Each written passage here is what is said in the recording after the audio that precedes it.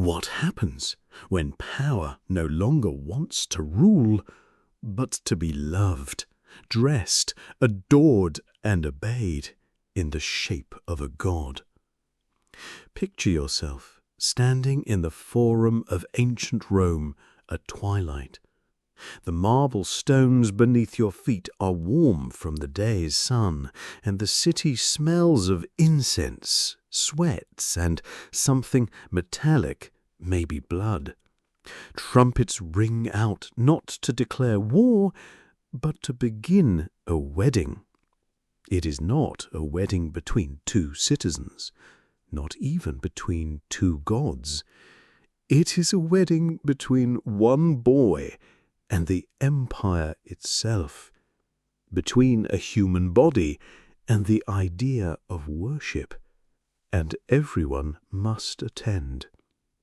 He arrives not on horseback or chariot, but beneath a canopy of silk carried by 4 eunuchs in golden robes. His face is powdered, his lips up-hinted. Around his neck hangs a medallion of the Syrian sun god, Elagabalus, and Rome is silent, because this is no ordinary groom. This is Elagabalus, emperor of the known world, 14 years old, wearing the wedding dress of a goddess. You might ask, why? Why would a Roman emperor call himself the bride of a foreign god? Why force Rome to watch? Why turn a continent-spanning empire into a stage for his personal devotion?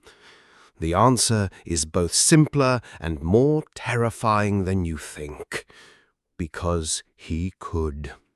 Because at some point love becomes command, devotion becomes theater, and a lonely boy becomes a mirror, reflecting back to the world not who he is, but who he desperately needs to be. This is not a story of madness. It is a story of longing, twisted, ceremonial, and uncontainable. A story about what happens when a crown is placed not on the head of a ruler, but on the heart of a child who never wanted to rule, only to be seen. This story is heavy, not in battles or armies, but in the weight of performance, the weight of trying to hold an empire's gaze and whisper, "Please love me back." What you're about to hear is not about Elagabalus alone. It's about us, about power, identity, and the ancient and dangerously modern desire to make the whole world applaud your reflection. To understand the strange reign of Elagabalus, we must first look beyond the marble palaces of Rome and into the sun-scorched deserts of Syria. Here, in the city of Emesa, modern-day Homs, was born a boy who would one day become the most enigmatic emperor in Roman history. His name was Varius Evitus Bassianus, but history would remember him as Elagabalus, after the god he served. From a young age, Bassianus was immersed in the rituals of the cult of Elagabal, the Syrian sun god, whose fiery image dominated the city's grand temple. Unlike the distant Olympian gods of Rome, Elagabal was a living presence, felt in the heat of the sun, heard in the rhythm of drums, and seen in the golden rays that bathed the desert. Bassianus was no ordinary child. Groomed by priests and priestess alone, he was taught the sacred rites, the secret chants, and the elaborate ceremonies that honored his deity. He wore the high priest's robes, heavy with embroidered gold and purple silk. His days were filled with ritual, his nights with whispered prayers to a god who demanded complete devotion. But this boy's destiny was caught between worlds. While his home lay in Syria, his fate was tied to Rome, the heart of an empire built on discipline, order, and military might. Bassianus's family was no stranger to power. His grandmother, Julia Maesa, was a shrewd political player who wielded influence behind the scenes in the chaotic corridors of Roman politics. When the empire spiraled into turmoil and the throne was left vulnerable, Maesa saw her chance. Her grandson, the sun priest, would become the instrument of her ambition. At only 14 years old, Bassianus was paraded into Rome not as a boy, but as a living incarnation of Elagabalus. The legions and senators were introduced to a figure so foreign and bewildering that many questioned if he was even human.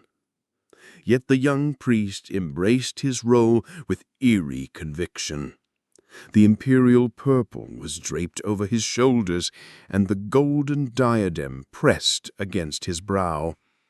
He declared himself not merely emperor, but the god-bride of Elagabalus, the living manifestation of divine power.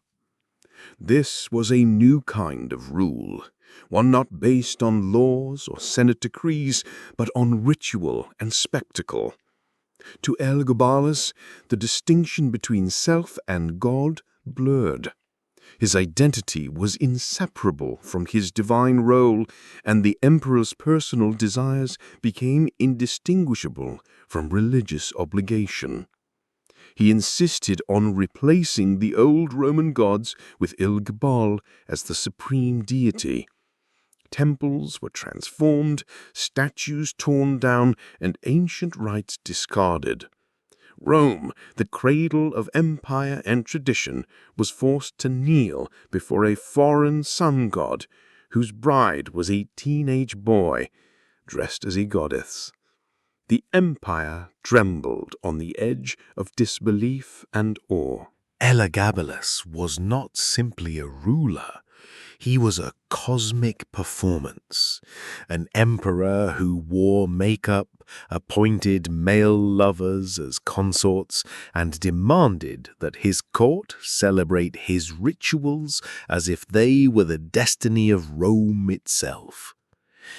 Yet beneath the lavish ceremonies and eccentric displays lay a young man struggling to claim an identity that neither Rome nor Syria fully understood. Imagine the grand hall of the Palatine Hill Palace, illuminated by thousands of oil lamps, whose flickering flames cast eerie shadows on the frescoed walls. The air is thick with incense, mingling with the murmurs of Rome's elite, all dressed in their finest silks and jewels.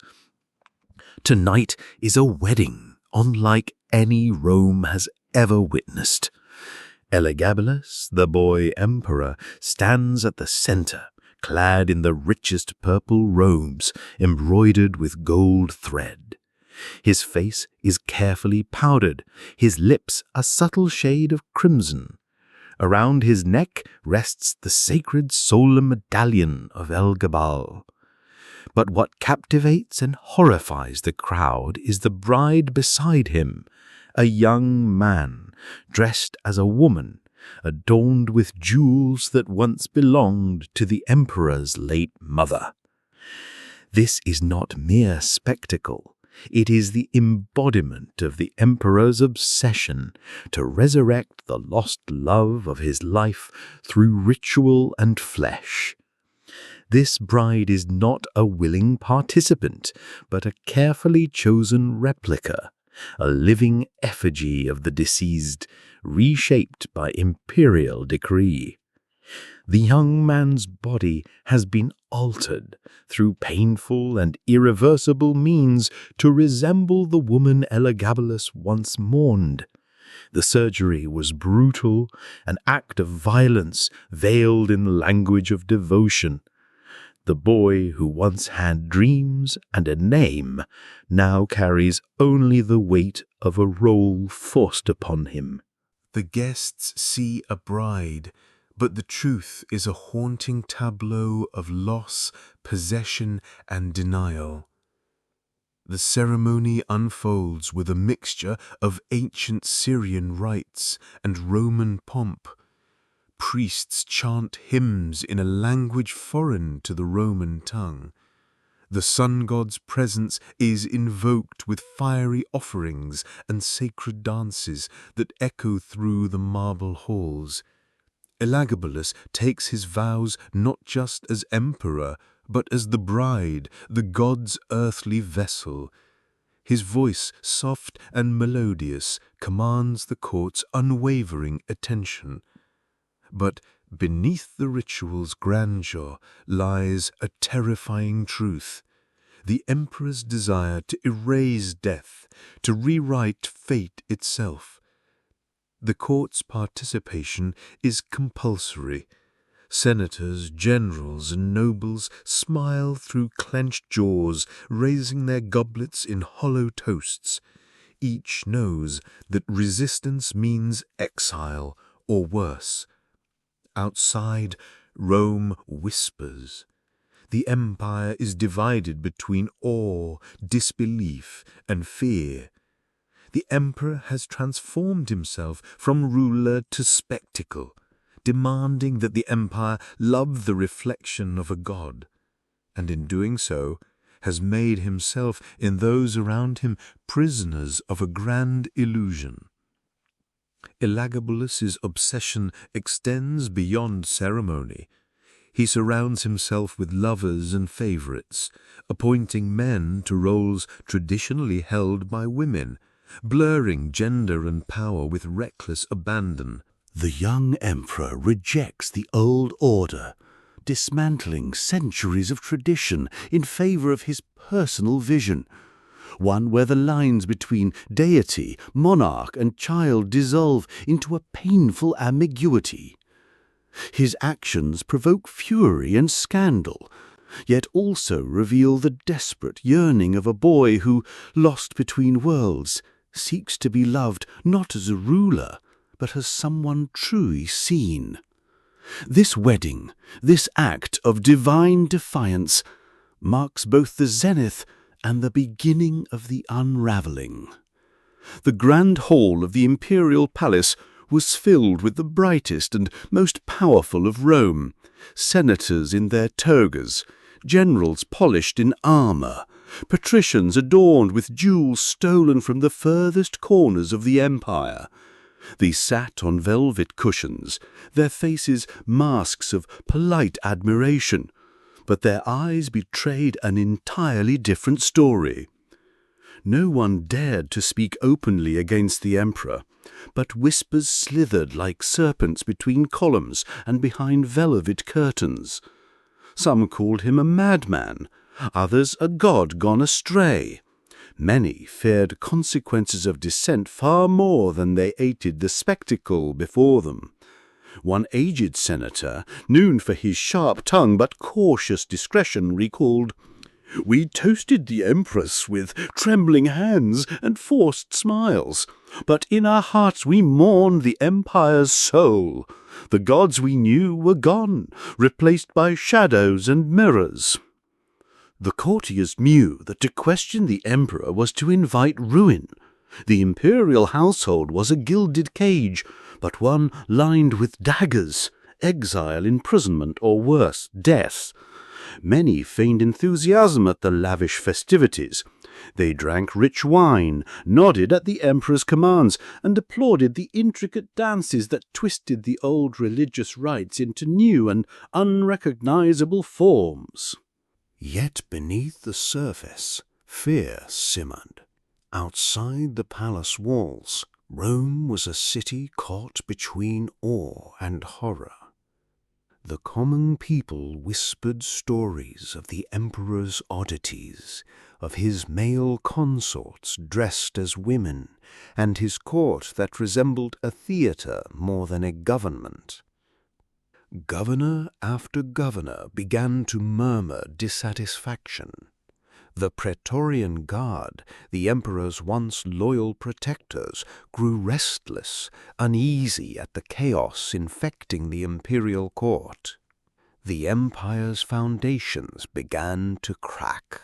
For Elagabalus, the court's silence was deafening. He misread the forced smiles as adoration, the whispered fears as reverence. His world shrank to the rituals, the ceremonies, the endless performance of a role he was born to play but never fully understood. His lovers and favorites were his only companions, each more devoted than the last, but none could pierce the veil of loneliness that cloaked the emperor. In his heart, Elagabalus was not a tyrant.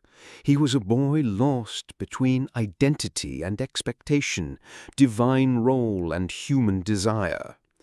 He tried to rewrite the rules of power, to fuse religion and love into a new order.